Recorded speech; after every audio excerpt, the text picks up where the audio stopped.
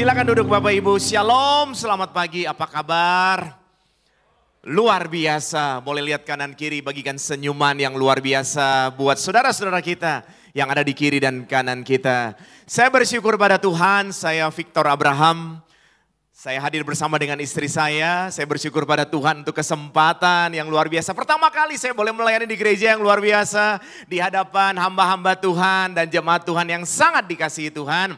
Saya mengucapkan terima kasih kepada Bapak Gembala dan keluarga, sahabat, hamba-hamba Tuhan dan jemaat Tuhan untuk kesempatan yang luar biasa ini.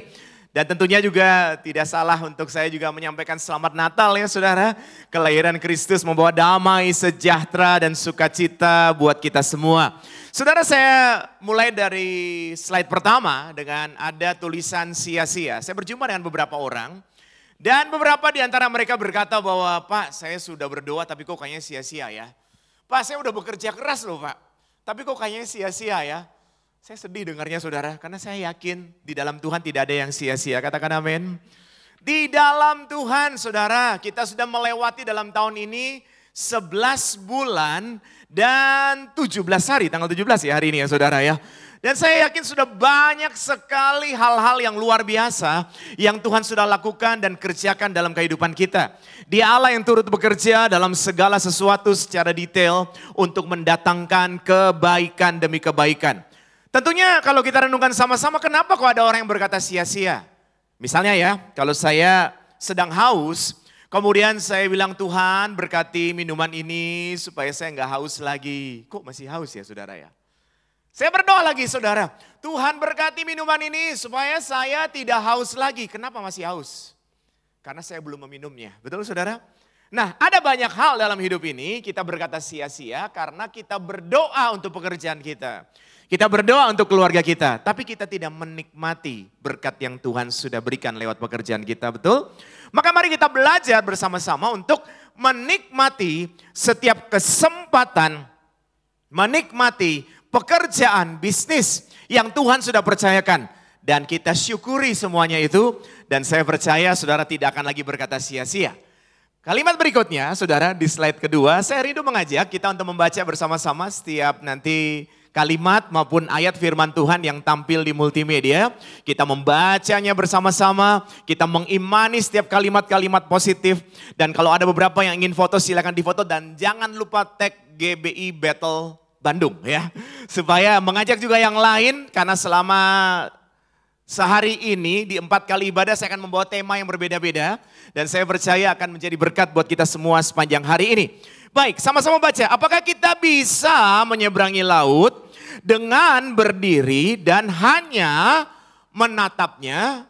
Apakah bisa Bapak Ibu Saudara ada di tepi pantai kemudian memandang laut hanya berdiri saja terus bisa menyeberang? Tidak akan pernah bisa. Kita harus menaiki sebuah perahu atau kapal untuk bisa kemudian menyeberang laut tersebut. Tentunya kita ada di 11 bulan 7 hari, itu adalah sebuah perjalanan yang luar biasa yang Tuhan sudah percayakan buat setiap kita. Apa yang kita lakukan tidak akan pernah sia-sia. Sebelum Perang Dunia Kedua, ada seorang pemuda di Jepang yang kerjaannya adalah mengasuh anak. Dan pemuda ini mengasuh seorang anak di bengkel saudara. Hari lepas hari yang dia kerjakan adalah ngeliatin anak itu. Tapi karena dia melihat anak tersebut di bengkel, maka sambil dia melihat anak, sambil juga dia melihat montir-montir yang bekerja di bengkel tersebut. Dan ternyata tidak ada yang sia-sia saudara. Apa yang dia lihat di sela-sela ketika anak ini sudah tidur, dia ikut bantu kerja. Satu ketika dia menjadi kepala bengkel saudara. Jadi yang dia lakukan tidak ada yang sia-sia. Terus berkembang, terus berjalan waktu. Karena pemuda ini memang dia senang sekali. Dia senang untuk melihat montir-montir itu bekerja. Akhirnya dia menciptakan yang namanya ring piston. Atau kita kenal dengan nama ring seher saudara.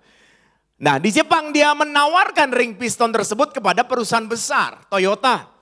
Namun ternyata perusahaan besar itu tidak menerima karya ring pistonnya. Dia tidak menyerah, dia anggap tidak ada yang sia-sia, dia terus berjuang. Akhirnya ring piston tersebut bisa dia jual dengan perusahaan yang dia dirikan sendiri.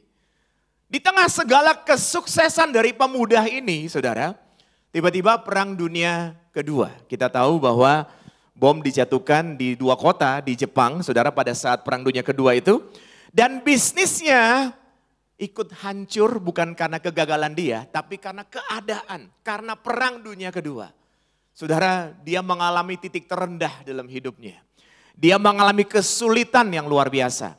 Sampai akhirnya Jepang menyerah kepada sekutu, berangsur-angsur mulai pulih, Dan ketika dia melihat berangsur-angsur mulai pulih, pemuda ini tidak diam saja, kembali berjuang. Karena dia suka bidang mesin, dia mencoba untuk buka pabrik. Dan pada saat setelah perang dunia kedua, tenun termasuk yang cukup dibutuhkan dan populer. Maka dia mencoba untuk membuat pabrik tenun. Dia berusaha dengan sekuat tenaga, ternyata gagal, saudara. Udah berusaha gagal karena kurang modalnya. Karena sudah habis-habisan ketika perang dunia kedua. Banyak kerugian. Dia gagal. Di tengah kegagalan dia tidak putus asa. Dia percaya tidak ada yang sia-sia. Temannya datang menawarkan 500 pemancar radio bekas. Orang ini sudah sebelumnya bangun pabrik, saudara. Di tengah kegagalan kok cuman ditawarin 500 pemancar radio bekas. Ini kadang-kadang yang membuat kita gagal tuh gengsi. Ya tahu saudara ya, gengsi artinya saya kan levelnya bukan di situ. Nah ini salah saudara ya. Tapi orang ini tidak gengsi. 500 pemancar radio bekas ini dia pikir karena memang dia suka bidang mesin. Maka kemudian muncul ide bahwa 500 radio bekas ini dapat digunakan sebagai sumber tenaga bagi sepeda. Biasa sepeda kan di kayu begitu ya saudara ya.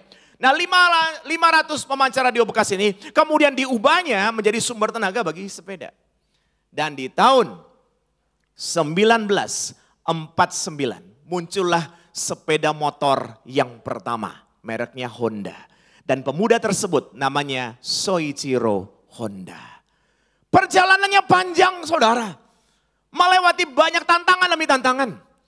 Mungkin sebagian orang berkata sia-sia udah berjuang gagal lagi, sia-sia itu. Tapi saya yakin kalau seorang pemuda yang seperti itu di dunia saja merasa tidak ada yang sia-sia. Kita yang percaya Tuhan masa kita berkata sia-sia saudara. Katakan sama-sama dengan saya tidak ada yang sia-sia. Firman Tuhan katakan dalam Galatia 3 ayat 4 saudara dengan suara keras sama-sama kita baca. Sia-siakah semua yang telah kamu alami sebanyak itu, masakan sia-sia. Jadi Tuhan ingatkan saudara dan saya selama 11 bulan 17 hari dalam tahun ini. Saya yakin sudah banyak sekali yang Tuhan kerjakan dalam kehidupan kita. Bahkan saudara dan saya orang pilihan dikasih kemampuan yang sangat hebat. Bilang terima kasih Tuhan aku hebat, bilang begitu saudara. Terima kasih Tuhan aku hebat. Dalam 1 hari saja kehebatan yang Tuhan berikan kepada Bapak Ibu Saudara dan saya, kita mampu secara otomatis memutuskan ratusan bahkan ribuan keputusan. Mungkin saudara ada yang berkata, oh itu barang pemimpin kali ya, kalau saya mungkin enggak banyak keputusan. Siapa bilang semua kita dikasih kemampuan secara otomatis tanpa kadang harus berpikir dapat memutuskan ribuan keputusan dalam sehari. Contoh ya, hari ini saja, saudara bangun tidur. Saudara harus memutuskan mau berdoa dulu atau lihat handphone dulu, ya kan? Saudara harus memutuskan ketika lihat handphone, mau lihat medsos dulu atau WA dulu kan? Saudara harus memutuskan mau makan dulu atau mau mandi dulu. Saudara harus memutuskan mau pakai baju warna apa, benar nggak saudara? Saudara harus memutuskan mau ke gereja yang jam berapa. Saudara harus memutuskan mau lewat jalan mana. Itu udah ratusan keputusan loh. Dari pagi aja sampai sekarang rasanya. Saudara coba lihat sana.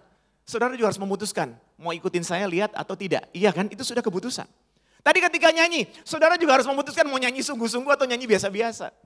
Ketika saya menyampaikan kebenaran firman Tuhan. Saudara juga harus memutuskan mau dengar dengan sungguh-sungguh atau mau mikirin siang mau makan apa ya. Gitu kan saudara ya.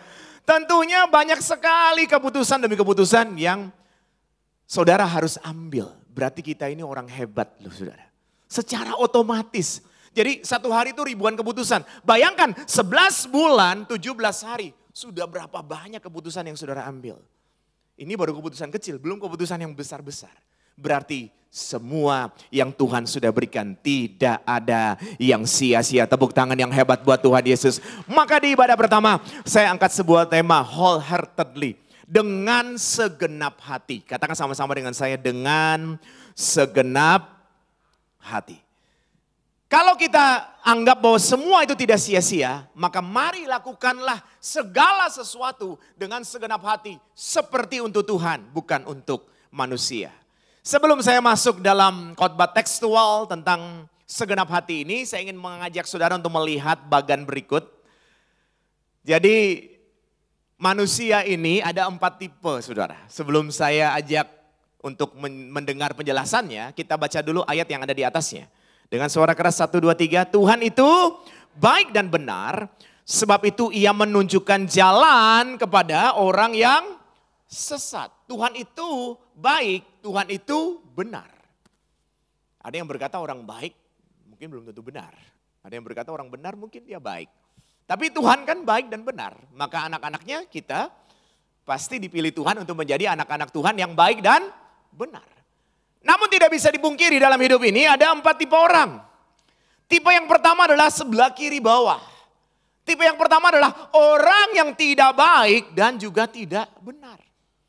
Jadi orang ini kalau ketemu sama temannya juga susah diajak ngomong, tidak baik saudara.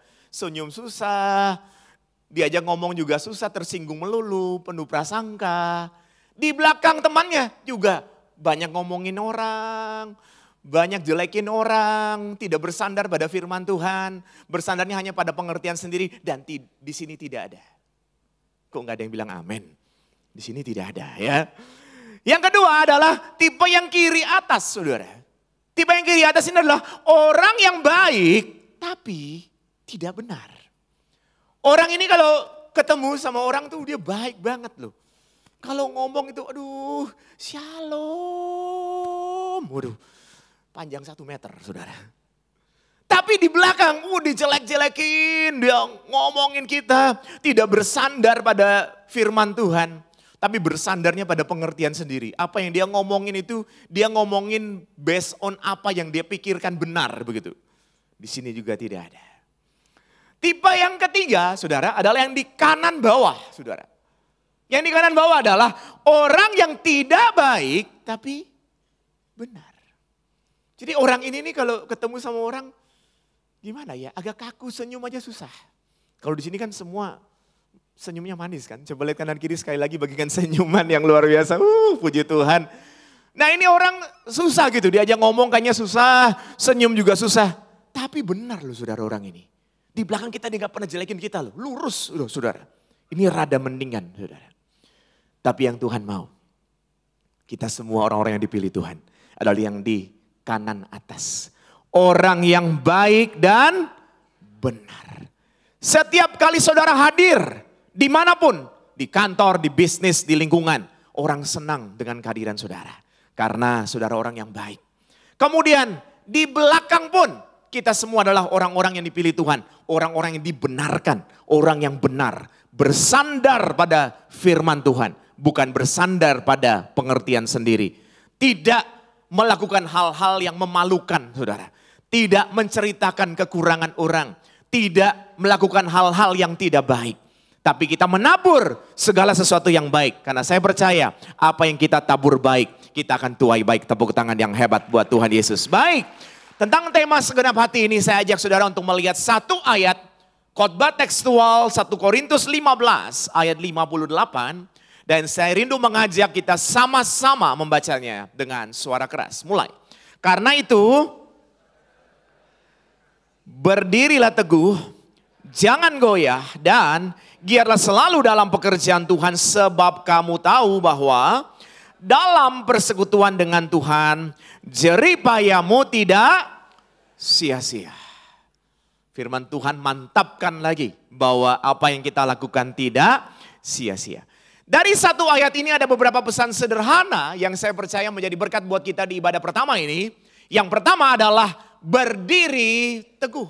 Next slide.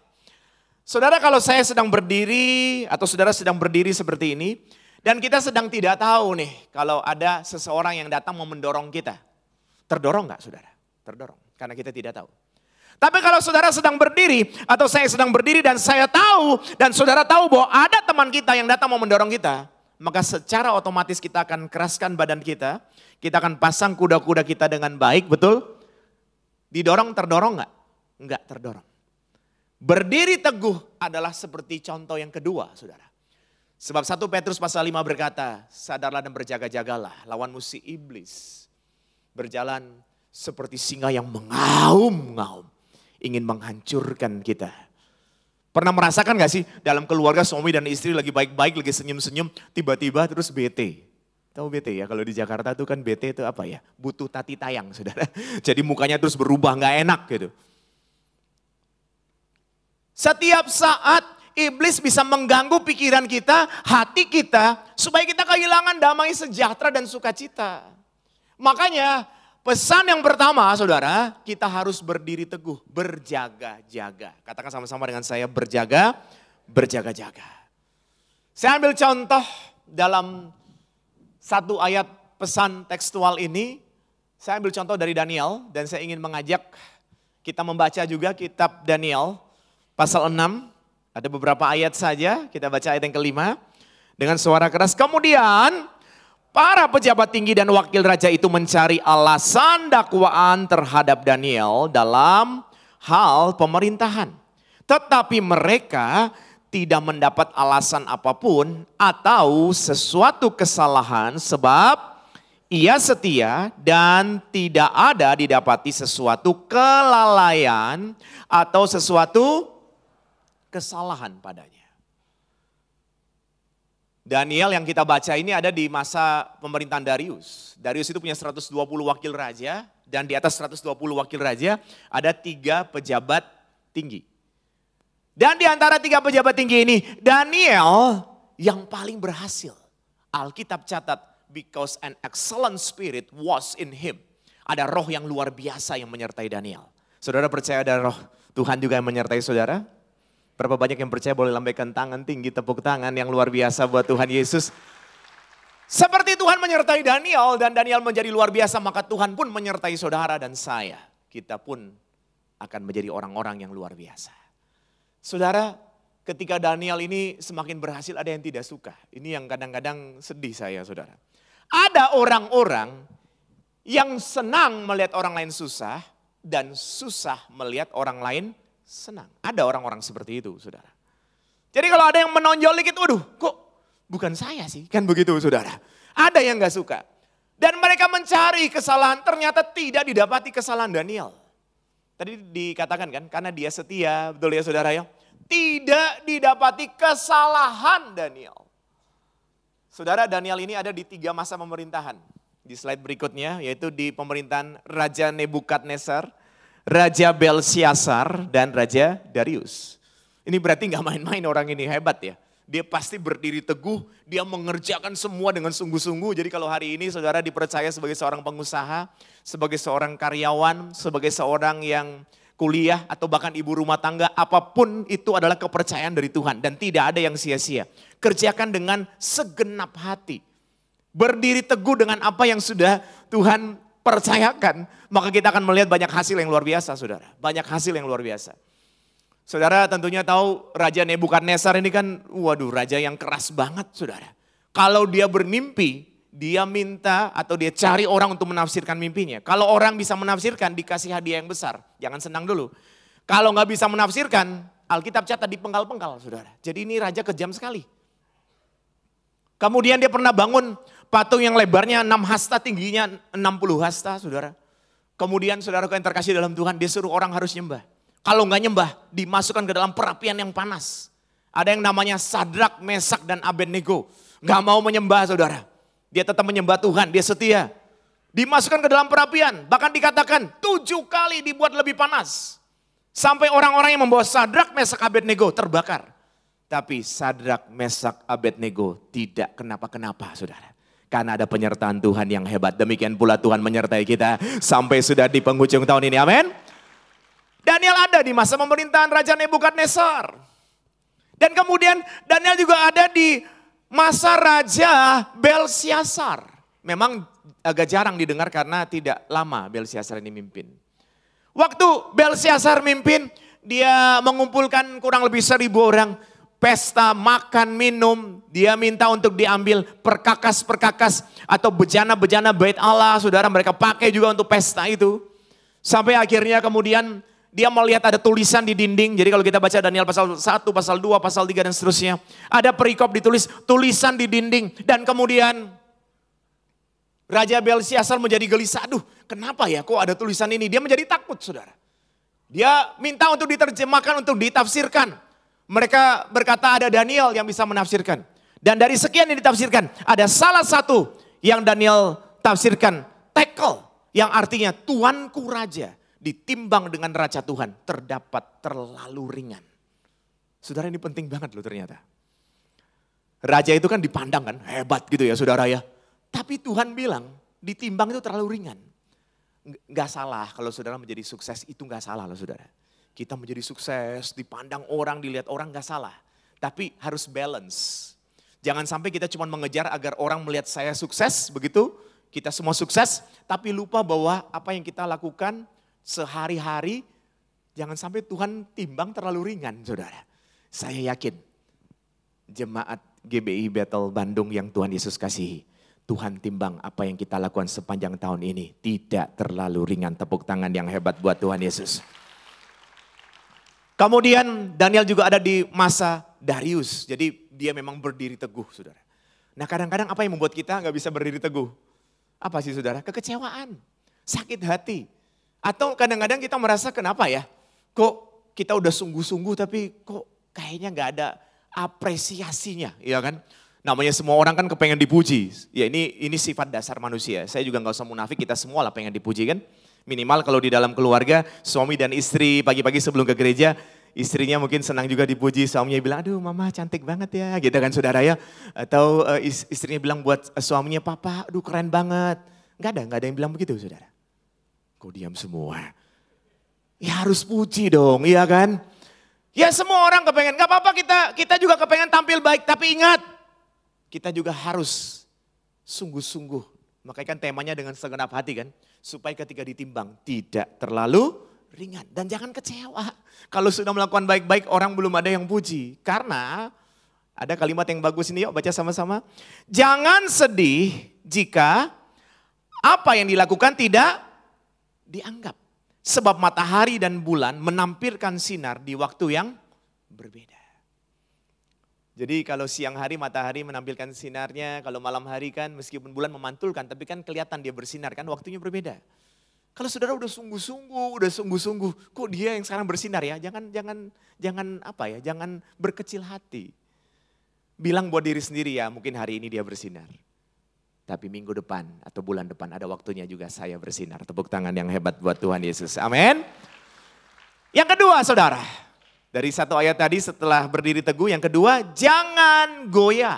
Katakan sama-sama dengan saya, jangan goyah. Kalau berdiri teguh ini bicara soal pasang kuda-kuda nih. Wah kalau didorong jangan sampai tergoncangkan kan kalau yang pertama. Yang kedua jangan goyah. Apa maksudnya jangan goyah? Jangan goyah ini bicara soal hati saudara. Kita ini harus berketetapan hati. Katakan sama-sama dengan saya, ketetapan hati. Jangan goyah. Sekali Yesus, selamanya Yesus. Sekali setia, selamanya setia. Jangan biarkan keadaan di kiri dan kanan kita mengubah cara hidup kita. Saya ulangi. Jangan biarkan keadaan di kiri dan kanan kita mengubah cara hidup kita. Kalau saudara dari awal tahun membangun segala sesuatu dengan baik, menjadi orang-orang yang baik, bicara dengan baik, keadaan boleh berubah, orang-orang boleh ngomongin kita, tetap kita menjadi orang yang bicara dan bertutur kata dengan baik. Tepuk tangan yang hebat buat Tuhan Yesus, amin. Berketetapan hati saudara, gak goyah. Tidak berubah hanya karena omongan ini, ngomongan itu, telinga tipis gitu kan saudara. Orang ngomong ini berubah lagi, orang ngomong ini berubah, no. Yang kita pegang adalah firman Tuhan. Yang menjadi tolok ukur kita adalah firman Tuhan. Enggak mudah berubah-ubah. Mari kita lihat contoh lanjutan dari Daniel pasal 6 ayat 11. Saya melanjutkan khotbah tekstual satu ayat ini dengan mengambil contoh Satu tokoh yaitu Daniel ya. Kita baca lagi sama-sama. Demi didengar Daniel bahwa surat perintah itu telah dibuat, pergilah ia ke rumahnya, dalam kamar atasnya ada tingkap-tingkap yang terbuka ke arah Yerusalem. 3 kali sehari ia berlutut, berdoa serta memuji Allahnya seperti yang biasa dia lakukannya. Demi didengar Daniel bahwa surat perintah itu telah dibuat. Jadi Raja Darius ada 3 pejabat, salah satunya Daniel, di bawahnya ada 120 wakil raja. Mereka melihat Daniel ini terlalu menonjol, gak suka mereka. Mereka mulai bikin cari cara untuk mau menjatuhkan Daniel. Dicari di pemerintahan tidak didapatin karena dia berdiri teguh, saudara, gak goyah. Tapi kemudian mereka datang kepada raja dan mereka bilang, "Raja, saya yakin beberapa dari saudara sudah tahu cerita tentang ini. Siapa yang tidak menyembahmu maka dimasukkan ke dalam gua singa." Mereka mau coba untuk jebak Daniel. Mereka bikin undang-undang menurut media dan Persia yang tidak bisa dibatalkan. Raja juga senang karena wah senang nih mereka memuji-muji raja kan. Daniel tahu, demi didengar Daniel peraturan telah dibuat. Dia orang yang ada di 3 masa pemerintahan. Berarti dia bukan tidak tahu, dia tahu. Ada ancaman? Ada. Ancamannya apa saudara? Gua singa. Tapi meskipun ada ancaman, dia tetap berdoa. Jadi ada di slide berikutnya itu saya gambarkan begini. Ada ancaman, Daniel tetap berdoa.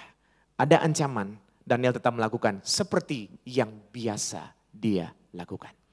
Saya nggak bilang ancaman seperti Daniel terus saudara nanti mau dimasukkan ke dalam gua singa, ya mungkin bukan begitu saudara. Kadang-kadang kan kita ini ada tekanan dalam pekerjaan, tekanan dalam bisnis, tekanan dalam pelayanan, tekanan dalam rumah tangga. Rumah tangga juga ada tekanan ya. Tapi tolong yang membangun rumah tangga jangan banyak bikin tekanan dalam rumah saudara. Itu rumah tangga bukan rumah duka ya.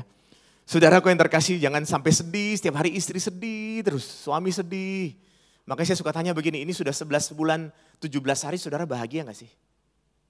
Kok gak ada yang bilang amin, berarti gak bahagia? Bahagia gak saudara? Saya ingin ajak kita sama-sama merenungkan. Kalau engkau seorang suami, bapak-bapak. Apakah engkau bahagia bapak-bapak? Apakah engkau tahu istrimu bahagia? Aminnya mulai kecil. Ibu-ibu senang nih ya. Ibu-ibu, apakah engkau bahagia?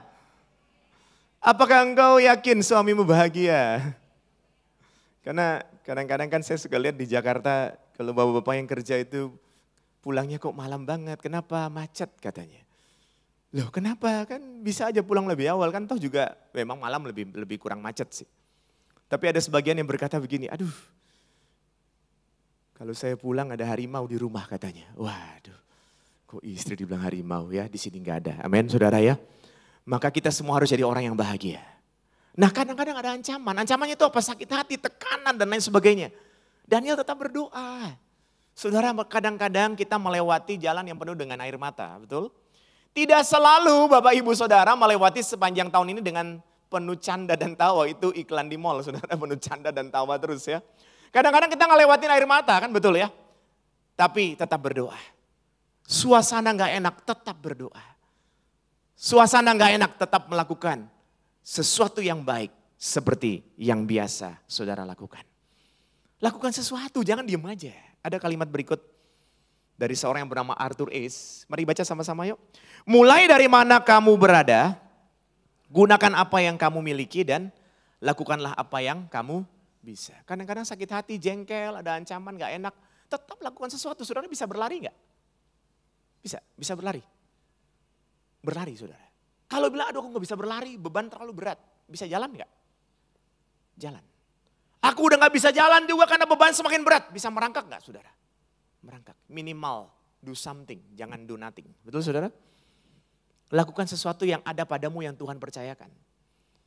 Ini gambarnya stadion tenis yang terbesar di dunia yang ada di Corona Park, yang ada di Queens, yang ada di New York saudara. Arthur Ashe kan saudara tahu pemenang Wimbledon tahun 70-an. Punya kisah yang luar biasa sekali ya, pernah sakit serangan jantung, kemudian ketika operasi malah transfusi darah dia kena HIV. Orang bilang kenapa kamu harus mengalami itu? Dia menjawabnya bahwa ketika dia mengangkat trofi Wimbledon dia nggak pernah berkata why me Lord. Betul saudara? Adakah di antara kita yang ketika diberkati terus bilang, kenapa aku Tuhan gak kasih buat dia aja? Ada yang begitu saudara? Misalnya dapat mobil baru, motor baru, terus bilang, jangan Tuhan, aku gak usah diberkati, kasih dia aja. Kan gak mungkin. Atau ada yang dapat kenaikan pangkat bonus, terus bilang, kenapa saya harus dapat? Kan gak ada. Semua pasti bilang, wah terima kasih Tuhan. Maka Arthur S. juga berkata, jangan komplain ketika ada sesuatu yang tidak sesuai dengan hati kita. Betul? Saya gak berdoa bahwa kita akan mengalami sakit seperti Arthur S. Enggak ya. Tapi kadang-kadang kita juga melewati perjalanan yang kadang-kadang tidak sesuai dengan hati kita, ya kita tetap harus menerima, saudara. Karena Tuhan tahu yang terbaik buat kita, tepuk tangan yang hebat. Yang ketiga, saudara, giatlah selalu. Berdiri teguh, jangan goyah. Ketiga, giatlah selalu. Jadi harus terus melakukan sesuatu. Semangat, semangat saudara. Akhirnya saya bilang, Tuhan ampuni. Masa kami berdoa untuk supaya dapat sesuatu. Masa sudah taat terus kami menganggap bahwa tidak ada gangguan. Sudah taat ada gangguan, tetap taat. Sudah taat belum diberkati, tetap taat. Karena Tuhan tahu yang terbaik buat saudara dan saya. Tepuk tangan yang hebat buat Tuhan Yesus. Amin. Nah bagaimana caranya? Doronglah dirimu sendiri karena tidak banyak orang mau melakukannya untukmu. Jadi untuk taat itu kita mesti dorong diri kita. Tuhan aku percaya bersama dengan Engkau akan terus taat. Dorong diri sendiri karena tidak banyak orang mau mendorong kita. Kan tadi saya udah bilang di awal. Ya kecuali jemaat di tempat ini. Tapi maaf ya saudara, seringkali orang susah lihat orang lain senang dan senang lihat orang lain susah. Ketika ada yang senang kok susah, aduh kok dia senang, kok saya enggak, gitu kan. Ketika ada yang susah, pura-pura aduh kasihan ya, tapi dalam hati syukurin. Di sini tidak ada, tapi ada yang kayak gitu di luar saudara. Jadi gimana, kita harus dorong diri kita. Kita harus memotivasi diri sendiri dengan kekuatan yang datang daripada Tuhan, amin. Dan yang terakhir saudara adalah jerih payah tidak sia-sia. Buktinya mana? Mari kita baca ayat yang terakhir Daniel 6 ayat 23. Allahku telah mengutus malaikatnya untuk mengatupkan mulut singa-singa itu sehingga mereka tidak mengapa-apakan aku. Karena ternyata aku tak bersalah di hadapannya tetapi juga terhadap Tuanku ya Raja. Aku tidak melakukan kejahatan. Daniel masuk dalam gua singa, saudara. Gak diapa-apakan, saudara. Itu jerih payah tidak sia-sia. Ya, berdiri teguh, tidak goyah, giatlah selalu, apa yang dilakukan tidak sia-sia. Ada bagan yang mungkin lebih mempermudah contoh Daniel ini di slide berikutnya. Pejabat tinggi dan wakil raja beberapa yang tidak suka sama Daniel, itu mencoba untuk menjebak Daniel, mau dimasukkan ke dalam gua singa, saudara. Tapi ternyata Daniel keluar lagi dari gua singa. Jadi beberapa orang yang tidak suka menjebak Daniel supaya dimasukkan ke dalam gua singa. Ternyata singa tidak mengapa-apakan Daniel. Jerih payah Daniel tidak sia-sia, akhirnya Daniel keluar juga dari gua singa. Apa yang terjadi? Orang-orang yang merencanakan jahat buat Daniel dimasukkan ke dalam gua singa. Dan mereka keluar gak saudara? Mereka tidak keluar. Jadi kalau ada orang yang mereka-rekakan yang tidak baik buat saudara. Bersama dengan Yesus, Tuhan Yesus akan mereka-rekakannya untuk kebaikan saudara. Tepuk tangan yang hebat buat Tuhan Yesus. Amin saudara. Jadi kesimpulannya, wholeheartedly, dengan segenap hati, berdiri teguh, katakan sama-sama dengan saya. Jangan goyah, giatlah selalu, jerih payah tidak sia-sia. Tepuk tangan yang hebat buat Tuhan Yesus. Di sisa 4 menit terakhir saya akan tutup dengan kesaksian, saudara. Namun ada sebuah kalimat sebelum kesaksian ini. Tidak berhenti, bilang buat diri sendiri jangan berhenti ketika lelah. Tapi berhentilah ketika selesai dari satu hal menuju ke hal berikutnya. Pernah merasa lelah saudara? Pernah merasa lelah? Kalau lelah karena kerjaan banyak, biasa tidur mungkin bisa pulih. Tapi lelah hati nih, ini yang masalah kalau hatinya lelah. Betul saudara? Pernah kita merasa lelah? Pasti pernah merasa lelah. Dan kelelahan tersebut kadang-kadang membuat kita berhenti, stop, tidak mau ngapa-ngapain. Jangan saudara. Jangan berhenti ketika lelah. Berhentilah ketika satu tugas dari Tuhan sudah selesai. Baru saudara going to tugas berikutnya. Tugas berikutnya, berjuang lagi saudara. Sampai tugas itu selesai. Baru berikutnya lagi. Dan Tuhan akan percayakan saudara dari waktu ke waktu dengan hal-hal yang luar biasa. Tepuk tangan sekali lagi yang hebat buat Tuhan Yesus. Saudaraku yang terkasih dalam Tuhan, sebagai hal yang menutup, saya ingin ajak teman-teman tim musik ya. Seekor katak diletakkan di dalam panci yang berisi air. Kemudian panci itu ditaruh di atas kompor. Kataknya masih terlena karena airnya biasa, airnya masih dingin. Lama-kelamaan karena kompor ini terus nyala, air makin hari makin panas. Katak masih terlena. Karena katak rupa-rupanya memiliki kemampuan untuk menyesuaikan suhu tubuhnya dengan keadaan air yang ada di dalam panci tersebut. Air semakin panas karena api terus menyala, dia masih tetap tenang dan terlena. Tapi saudara, lama-kelamaan karena air semakin panas, katak baru sadar, aduh saya sudah gak bisa lagi nih menyesuaikan suhu tubuhnya. Dia baru berpikir mau lompat dari panci tersebut. Tapi sudah terlambat saudara. Dia udah gak bisa lompat lagi. Karena dia udah gak punya kemampuan. Saudara, dengan segenap hati ingatkan kita. Jangan terlena akan hal-hal yang tidak baik. Jangan mengandalkan kekuatanmu sendiri. Jangan berkata bahwa saya bisa kok Tuhan. Tapi bilanglah Tuhan yang memampukan saya. Bilang Tuhan yang memampukan saya. Bilang saya ada hari ini karena Tuhan. Bilang terima kasih Tuhan. Tepuk tangan yang hebat buat Tuhan Yesus.